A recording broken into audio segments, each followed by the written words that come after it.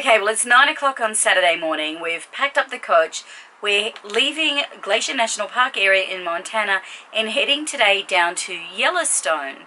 We will be staying in Idaho at a state park, and I just wanted to take you through the routine with the GPS because our last video with the GPS got a lot of comments. I think it's probably our most commented on video. There were a lot of really interesting comments and insights on that, and I just wanted to speak to that a little, and this is kind of like part 2. I don't think this is going to be the end because we haven't got a new GPS yet. We're still looking, we just haven't quite got it yet, but I'm just going to work with what we have right now and show you what modifications I'm making to our travel plans so we don't get into a situation like we had before.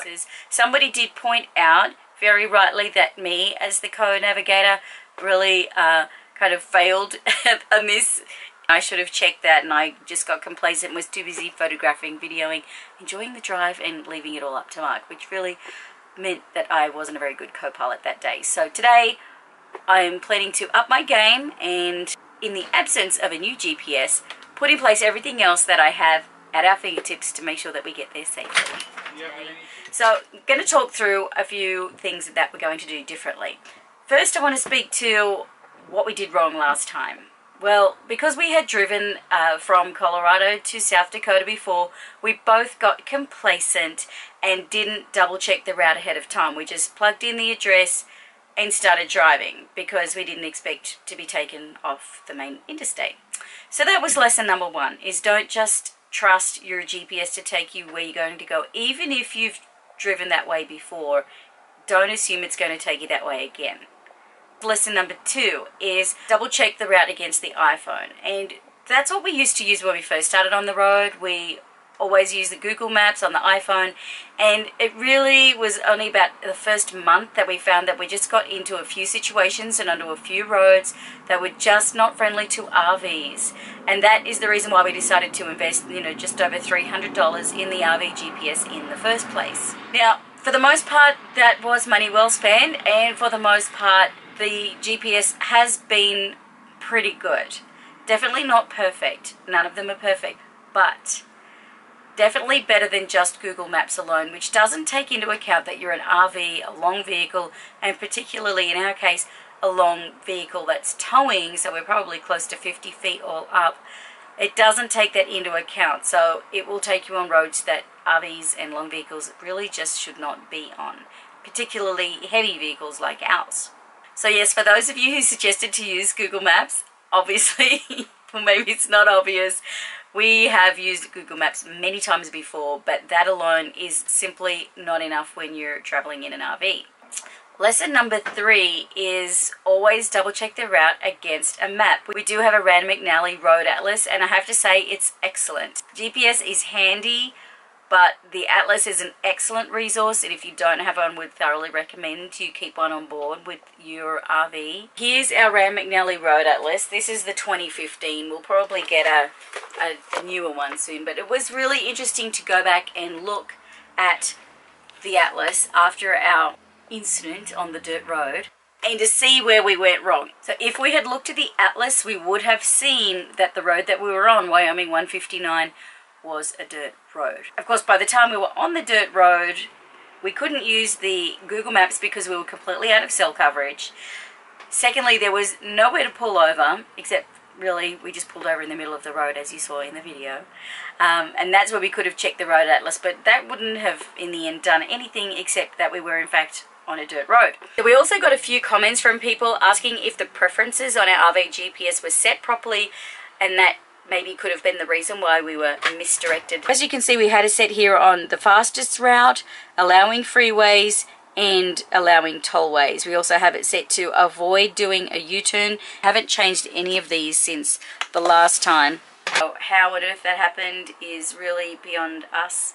So anyway, lots of lessons learned from our RV GPS fail, and today we are putting in place some steps to make sure that that doesn't happen again. Now, we did say in the last video that we were planning on getting an RV GPS, and despite the fact that no RV GPSs are perfect or infallible, we're still planning to change out our Rand McNally. That is definitely on the cards. We have had some great suggestions, ranging from Garmin's to TomToms to even trucker RV GPSs, and we are pretty sure which one we're going to go with, but I'm going to save that until we're sure and share that in another video. But for now, here's what we're doing.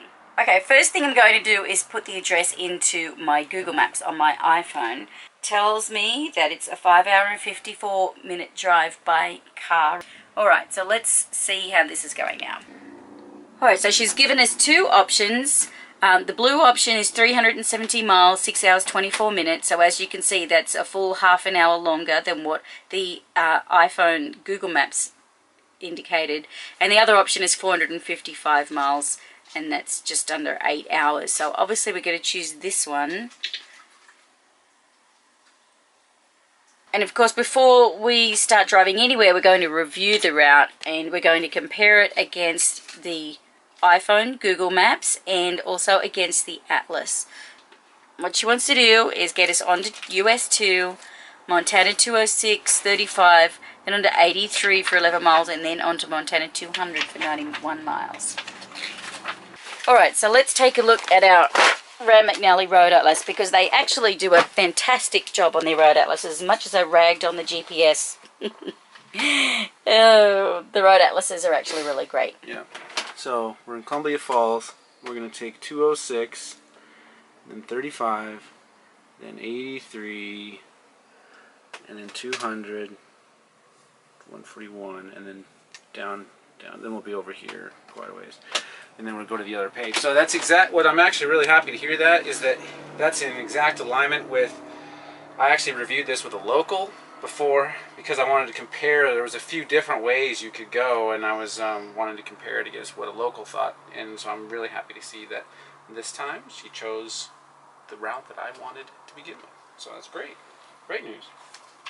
Feeling a bit more confident about our drive today? I'm feeling much better about our drive today. So that's good.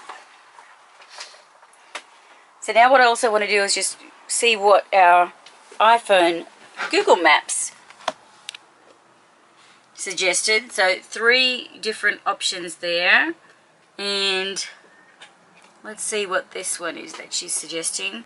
Right, so that's actually exactly the same route as our RV GPS was telling us. That is not always the case, because the RV GPS does factor in our weight, height, and all of our RV specific information, because there are limitations on what roads we can go on. Fortunately, here in the West, it's not as troublesome as what we found in the East, where it's much tighter roads, a lot more lower bridges, that kind of thing. We actually found that that was a little bit more tricky on the East Coast. Definitely doable, but you just have to be a lot more mindful. So we're feeling a lot more confident now, because the RV GPS lines up with the Google Maps, lines up with the Rand McNally Road Atlas, and lines up with the advice we got from a local. So definitely feeling confident about our drive today.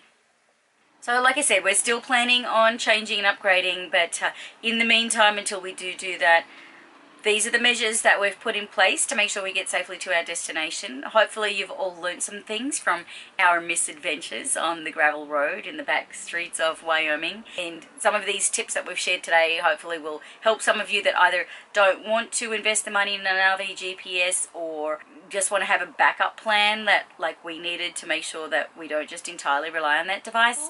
And we will keep you updated when we eventually do get an RV GPS, and let you know how we go with that, and explain what we went with and why, and show you the improvements. So for now, we've got to hit the road. We're heading to Yellowstone.